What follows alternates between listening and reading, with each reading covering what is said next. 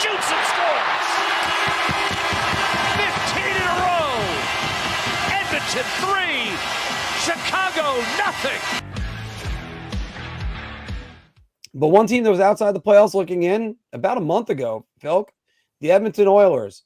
And they've gone on some runs, and right now they are on a 14-game winning streak. 14-game heater. A 14-game heater. Let's look at the NHL best all-time streaks.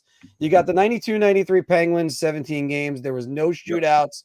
There was overtime. Yeah, the 16-17 Blue Jackets, they had 16 games. And the 81-82 New York Islanders, 15 games, and there was no overtime on that. Edmonton's win streak cannot compare to the 93 Penguins or the 82 Islanders. The 93 Penguins were the last team to boast 4 100-point scorers on a team. Mario Lemieux, who led the league with 69 goals and 160 points in only 60 games, which he would have actually shattered Wayne Gretzky's single-season points record had he played the full year of 84 games.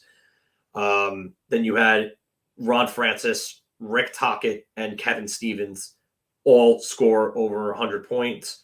Jaromir Jagr had 90 points. Larry Murphy was over 85 points, I believe, as a defenseman, point-per-game defenseman. Joe Mullen had over 30 goals and 70 points that year.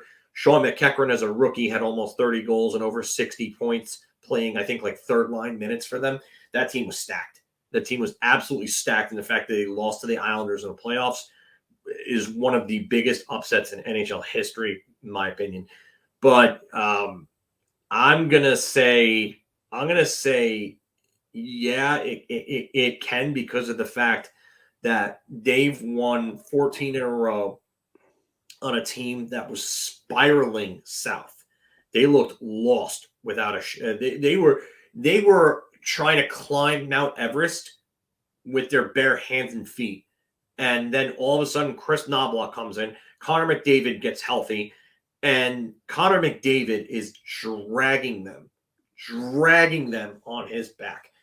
And he has just been nothing short but otherworldly again, proving why he's the absolute best player in the world. So, yeah, I'm going to say it can, because of the fact that they were down and out, and now they're in a playoff position.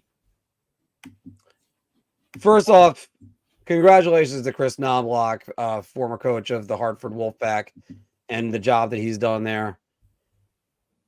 Let me say that the Penguins win streak, that I'll put in comparison with the Islanders, because even if they went to overtime, they went to 5-on-5, that team that year was a juggernaut. Mario Lemieux, 169 points, and he didn't even play in a third of the games, I think it was.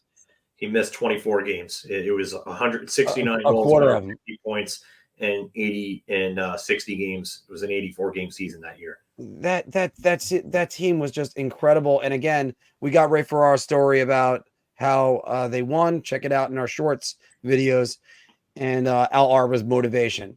Back to this. The reason why I have to also clarify about that, the Penguins got overtime, but it was still 5-on-5 in only 5 minutes. The Islanders had no overtime, so they had to win in regulation. And when you have shootouts and 3-on-3 overtime, there's going to be the winner. And that's what Edmonton has. They, no matter what, they get a winner in this. And if you're telling me you go to overtime with Connor McDavid and Leon Draisaitl, if you don't win in overtime, you're winning in the shootout. So that's what's incredible about them, and that Stuart Skinner was still playing pretty well throughout this stretch. Vilk, it's not fair to compare errors, but you know what? The Oilers win streak is a footnote compared to those other two. And I'm going to stick with that, saying, is it right or wrong? Is it unfair to compare errors? Fine. But you know what? Then make it a little bit longer. Let's see if you can get the 20, which is going to be tough. Because, by the way, Phil, I'm going to add the second question on top of this. And this is just a question. You don't have to bar talk it. Will the Oilers break the record? Connor McDavid continues to play like this. I wouldn't put it past them. I really wouldn't. It's only 3 more wins. Looking at Edmonton's schedule, I could actually tell you they host Chicago tonight. They host Nashville. And then after the All-Star break and a week off, they get Vegas. That could be And then I was so preoccupied with Vegas, I forgot who they played after Vegas. Anaheim. Two of those games should be wins. If they show up and they play hard, two of those games should be wins.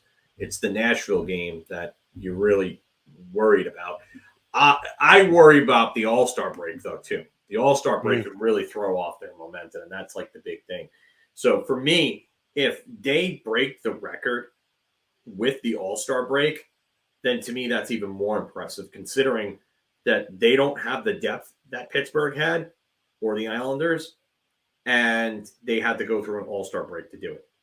And you know what, Phil? I'll give you a credit with that, and I'll talk about that as well, where it's then you're talking about mentally you have a break. You already won a bunch of games in a row, so you don't have to.